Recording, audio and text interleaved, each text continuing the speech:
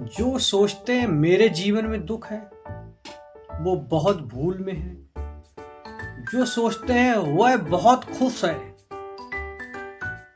उसकी नजर दूसरे पे है तो वह बहुत बड़ा दुखी व्यक्ति है। जो यह सोचता है उसके पास सुंदर सी बीवी है तो वह व्यक्ति सबसे बड़ा नरक का भागीदार है।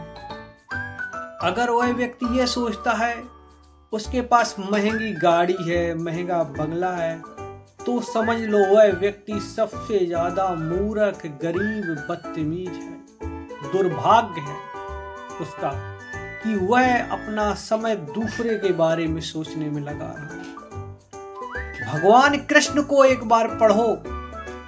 जन्म जेल में हुआ, वहां मौत का साया, जेल से बाहर निकले तो मौत, हर पल मौत, हर साल राक्षस से लेके दुराचार व्यक्ति उनकी मौत बन के आए। वृंदावन में उनको नहीं रहने दिया, उसके बाद मथुरा में नहीं रहने दिया, द्वारका में नहीं रहने दिया, कुरुक्षेत्र में नहीं रहने दिया। उनके पीछे जाने कितने लोग पड़े रहे, किसी न किसी तरीके से उनको परेशान करते रहे। उनकी प्रेमिका से उनको लोगों ने नहीं मिलने दिया। राधा कितनी बेचैन थी कृष्ण से मिलने के लिए, जबकि वो भगवान थे, फिर भी वो अपनी प्रेमिका से नहीं मिल पा रहे थे, ना उनके साथ रह पा रहे थे। भगवान राम को लीजिए, जब उन्हें पता लगा कि उनका राज्याभिषेक होने वाला है, वो राजा बनने वाले हैं, और अचानक सुबह पता लगा वो वनवास जा रहे हैं। सोचो, उसके बावजूद भी वे शांत हैं, क्रोधित नहीं हो रहे हैं। जो परमात्मा की इच्छा वो चलने को तैयार है। जब वो जंगल जाते हैं तो देखो कितनी समस्याएं आती हैं। उनकी बीवी को लोग उठा लेते हैं, फिर वो कैसे युद्ध करते हैं। वो कभी दोष नहीं देते हैं कि मैं आज जंगल में अपने कारण नहीं हूं, मेरे पिता की गलती थी, मेरी इसमें क्या गलती, मैं क्यों जंगल में हूं। लेकिन फिर भी वो जंगल में है, किसी को कोई दोष नहीं दिया और बराबर संघर्ष कर रहे हैं। रावण से युद्ध किया, बिना सेना के सेना तैयार की, फिर भी उन्होंने अपने आप को दुर्भाग्यशाली नहीं कहा, फिर भी अपना मनोबल डाउन नहीं किया, किसी पे कोई आरोप नहीं लगाई। जब सीता जी मिली तो समाज ने राम को कितना गलत कहा, सीता के प्रति कितना गलत व्यवहार रखा, क्या क्या उन्होंने यातनाएं सही सीता और राम ने। उसके बाद वनवास, जंगल में लवकुश का कैसा जन्म हुआ और कैसे कैसे उन्होंने परेशानी सही, और अपने बच्चों को सीता जी ने पाला। राम का दुर्भाग्य समझिए, अपने बच्चों के साथ भी नहीं रह सकते, समाज ने उनको कैसा कर दिया, फिर भी उन्होंने किसी को दोष नहीं दिया। और तुम्हें एक छोटी सी समाज परेशानी दे देता है तो आप समाज को गाली देने लगते हो। तुम्हें समाज जरा सा परेशान करने लगता है तो आत्महत्या करने की सोचने लगते हो। तुम्हें समाज ने क्या दो गालियां दे दी, तुम तो सारा समाज को सर उठा लेते हो, अपने आप को अच्छा कह के समाज को इतनी गालियां देती जिसकी कोई कदर नहीं।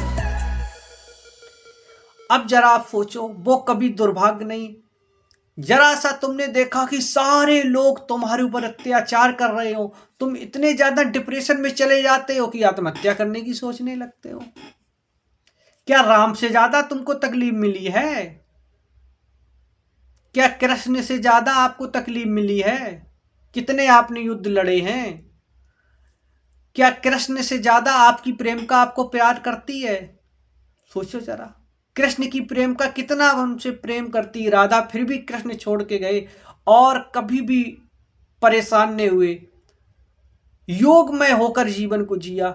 क्या आपकी प्रेमिका इतना प्यार करती? जो 4 दिन की प्रेमिका मिली उसके लिए आप इतना परेशान हो रहे हो, एकदम पागलों की तरह रहे हो, दारू पी रहे हो, नशा कर रहे हो, गांजा पी रहे हो, कुछ भी कर रहे हो। आप सोचो जरा, कभी अपने ग्रंथों को पढ़ा है? लोगों ने कह दिया ग्रंथ खराब है तो आपने मान लिया? अरे पढ़ तो लो कम से कम, उसके बाद मानो।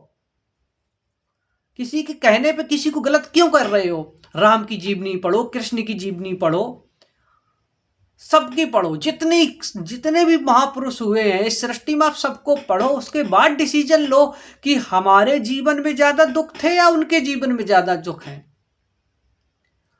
आप अपने आप को दुखी समझ रहे हो, अरे अपने पूर्वजों को देखो,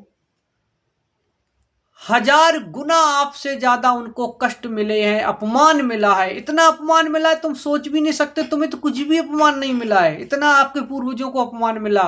उसके बावजूद भी इस संसार में रहे और बराबर जो भी समस्या आई डटकर मुकाबला किया।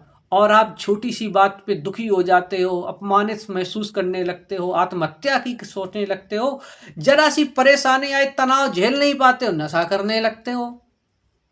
अपने पे लगातार काम करो। कुछ भी आपको समझ में नहीं आ रहा है तो सब छोड़ दीजिए, 1 महीने लगकर आप सारे महापुरुषों की जीवनी पढ़ो और 2 घंटा सुबह और 2 घंटा शाम को दबा के एक्सरसाइज यानी कि योग ध्यान करो 2-2 घंटे। मैं यकीन के साथ कहता हूं 1 महीने में आपका जीवन बदल जाएगा। बस एक बार आप अपने आप को तैयार करो। जब कुछ ना समझ में आए तो महापुरुषों को पढ़ो।